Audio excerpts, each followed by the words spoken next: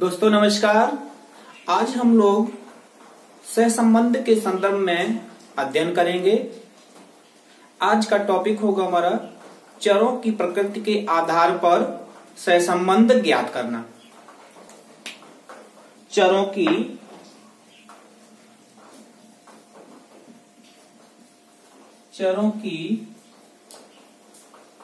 प्रकृति के आधार पर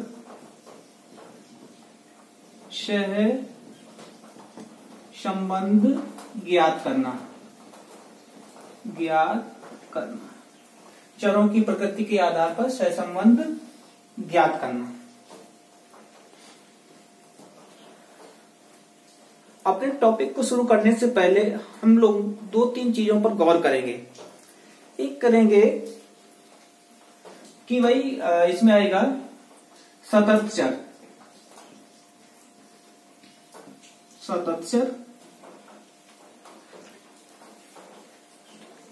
और असतत चर।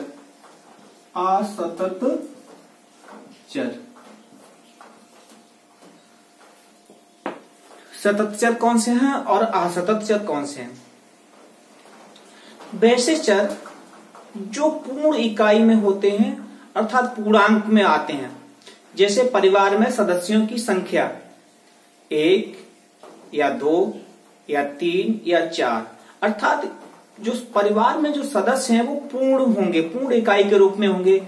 1 हो सकता है, 2 हो सकते हैं, 3 हो सकते हैं, 4 हो सकते हैं या 8 हो सकते हैं, 10 हो सकते हैं। कभी भी ऐसा नहीं होगा कि परिवार में 1.5 सदस्य हो, 2.5 सदस्य हो, 3.5 हो, 3.25 हो, 6.25 हो, ऐसे नहीं। सदस्य हमेशा परिवार में पूर्ण इकाई के रूप में होंगे। तो ऐसे चरों को कहा जाता है असतत चर। अर्थात इनको हम विभाजित नहीं कर सकते हैं। ठीक है। अब अगली बार फिर है आपका अगला है सतत चर।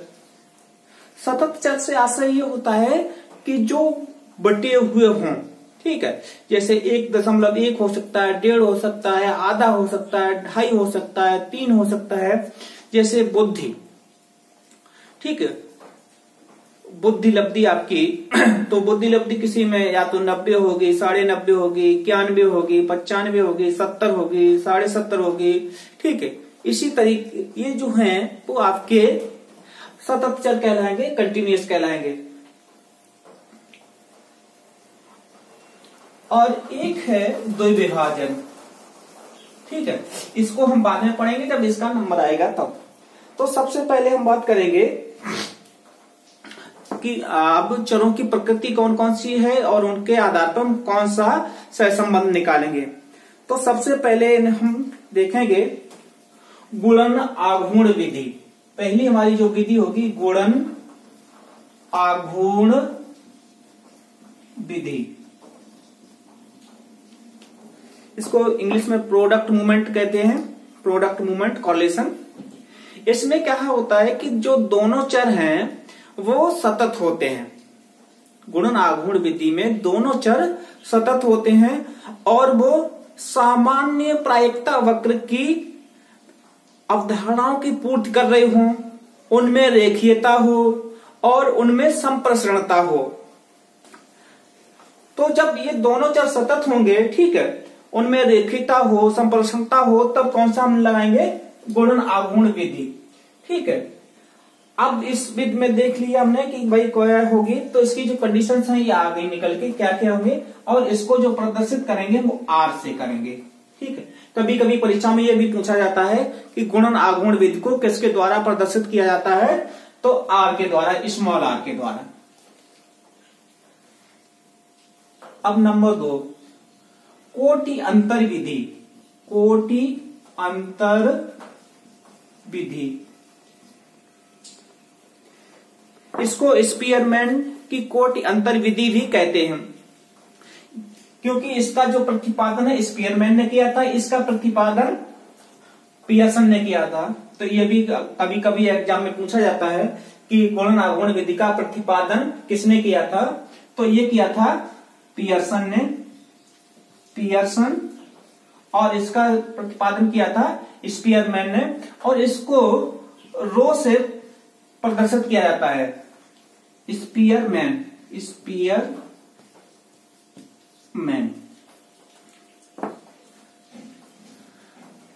जब दोनों चर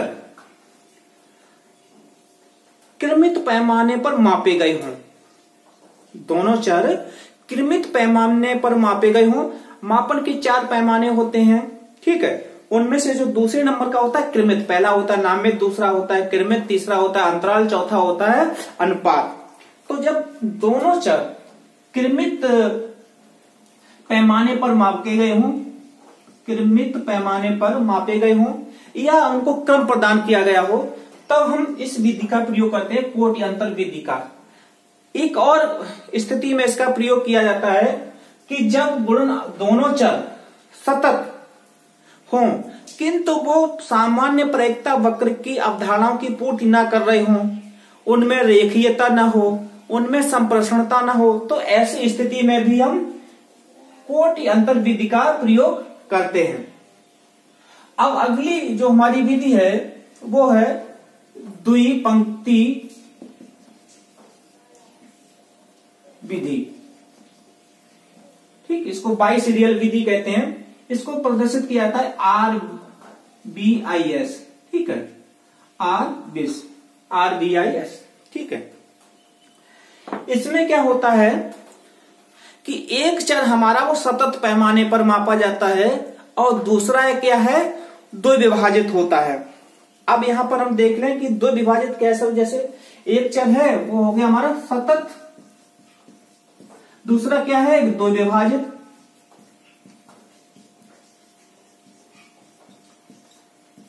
ये द्विविभाजन या विभाजित शब्द ये आया हमारा जीव विज्ञान से। अब द्विविभाजित कैसा होगा, या तो वो सत्य द्विविभाजित हो गया, ठीक है, या वो द्विविभाजन के उसका होगा असत्य होगा। अब सत्य द्विविभाजन कब होगा, असत्य द्विविभाजन कब होगा, ये भी हमको यहां पे जान लेना चाहिए। अब जैसे अगर हम लिंग को बांट रहे हैं तो लिंग में हमारे पास 2 होंगे, या तो वो मेल होगा या फीमेल होगा, ठीक है। तो जो मेल और फीमेल है, ठीक है, आपका मेल और फीमेल, ये कैसा है, सत्य द्विविभाजन है। अब असत्य द्विविभाजन क्या होगा, ये जो है जैसे मान लीजिए हम उत्तीर्ण को देख लें, ठीक है, पास और फेल। अब ये जो पैमाना है वो असत्य है। असत्य इसलिए है कि भिन्न भिन्न बोर्डों के, भिन्न भिन्न विश्वविद्यालयों के उत्तीर्ण करने के जो पैमाने वो अलग अलग है। कोई बोर्ड अथवा विश्वविद्यालय 33% पर पास करता है, कोई 36% पर पास करता है, कोई 50% पर पास करता है। तो हम यहाँ पे देख रहे हैं कि इनमें एक क्रमता नहीं है कि कोई भी विश्वविद्यालय है वो 33% पर पास कर रहा है, कोई 36% पर पास कर रहा है, कोई 50% पर पास कर रहा है। तो ये जो विभाजन है वो असत्य है। और सत्य कब होता है कि जब सभी विश्वविद्यालय सार्वभौमिक रूप से 33% पर ही पास करते या 50% पर पास करते, तब ये हमारा कहलाता सत्य। लेकिन जब ये मानक इनके अलग अलग हैं, कोई 33% पर कर रहा है, कोई 36% पर कर रहा है, कोई 50% पर कर रहा है, तो ये अलग अलग है। तो इसलिए हम कहेंगे कि ये जो द्विविभाजन है पास और फेल का, ठीक है, वो कैसा है, असत्य है। अब इस विधि में क्या है कि एक चर हमारा है वो सतत होगा, दूसरा क्या होगा, द्विविभाजित होगा, और द्विविभाजित में कैसा होगा, असत्य द्विविभाजित होगा, ठीक है। अब अगली विधि है वो हमारी विधि है बिंदु द्विपंक्ति विधि। इसको RPBISS के द्वारा प्रदर्शित किया जाता है। अब इसमें जो एक चर है हमारा वो है सतत, और दूसरा है द्विविभाजित। लेकिन द्विविभाजित में कैसा है, वो सत्य है, इसका जो विभाजन है वो सत्य होगा, जैसे मेल और फीमेल। तो जब ऐसी स्थिति आती है तो द्विपंक्ति विधि का प्रदर्शित किया जाता है, ठीक है, बिंदु द्विपंक्ति। अब अगली जो हमारी विधि है वो है चतुष्कोटिक, चतुष्कोटिक विधि, इसको टेट्राकोटिक विधि भी कहा जाता है और इसको RT से प्रदर्शित किया जाता है। अब इसमें क्या है कि जो दोनों चर हैं वो कृत्रिम रूप से द्विविभाजित होते हैं। दोनों चर कृत्रिम रूप से द्विविभाजित होते हैं। जब दोनों चर कैसे हों, कृत्रिम रूप से द्विविभाजित हों, ठीक है, और साथ ही साथ वो कैसे हों, सतत भी हों, और सतत होने के साथ साथ वो द्विविभाजित भी हों, तो उस स्थिति में चतुष्कोटिक विधि का प्रयोग किया जाता है। अब अगली विधि है हमारी फाई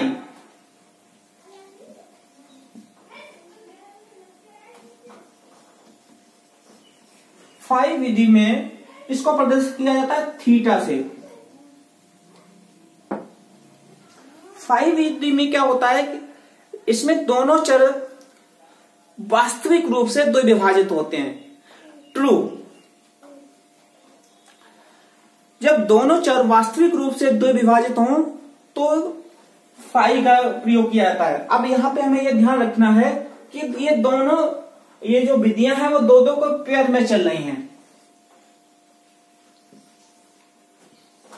यहां पे देखें, दोनों चर सतत हों, ठीक है, और वो सामान्य प्रकृता वक्र की अवधारणाओं की पूर्ति कर रहे हो, रेखीयता हो, संप्रश्नता हो, तो क्या है, गुणन आगुण विधि से हम सहसंबंध निकालेंगे।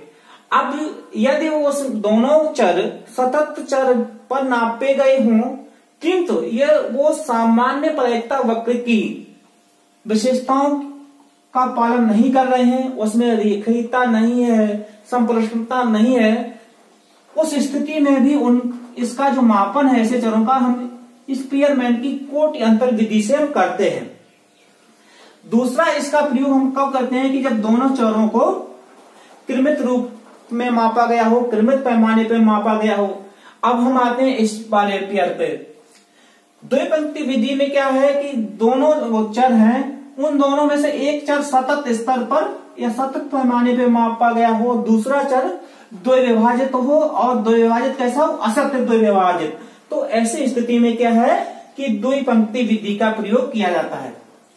अगली विधि है बिंदु द्विपंक्ति विधि। इसमें क्या है कि दोनों चरों में से एक चर सतत स्तर पर मापा गया हो और दूसरा चर क्या है, द्विविभाजित हो, किंतु वो सत्य द्विविभाजित हो। तो ऐसी स्थिति में क्या है, बिंदु द्विपंक्ति विधि का प्रयोग किया जाता है। अब अगली विधि आ गई भाई, अगला जो पेयर है चतुष्कोटिक और फाई का। तो चतुष्कोटिक विधि में क्या है कि दोनों चर कृत्रिम रूप से द्विविभाजित हों, तो हम चतुष्कोटिक विधि का प्रयोग करते हैं। अब अगली विधि क्या है, फाई है। फाई में दोनों चर क्या है, सत्य द्विविभाजित हों। अब दो विधियां और हमारे पास है अभी। एक विधि है आसंग गुणांक विधि, इसको कंटिजेंसी विधि भी कहा जाता है। अब आसंग जो गुणांक विधि है, इसमें क्या है कि जो दोनों चर हैं वो तो या तो क्रमित स्तर पर मापे गए हों या नामित स्तर पर मापे गए हों, और वो उनका जो विभाजन है वो 2 या 3 में भी हो सकता है। जैसे हम व्यक्तित्व को लेते हैं तो व्यक्तित्व के 3 प्रकार हो गए, बहिर्मुखी, अंतःमुखी, उभयमुखी, ठीक है। तो क्या है, ये 3 में आ गए। तो ऐसी स्थिति में हम क्या करेंगे, आसंग गुणांक विधि का प्रयोग करेंगे। अब अगली विधि हो गई हमारी, ठीक है, आसंग गुणांक विधि होगी। अगली एक और विधि हो गई आपकी कंकॉर्डेंस मेथड। Concordance method.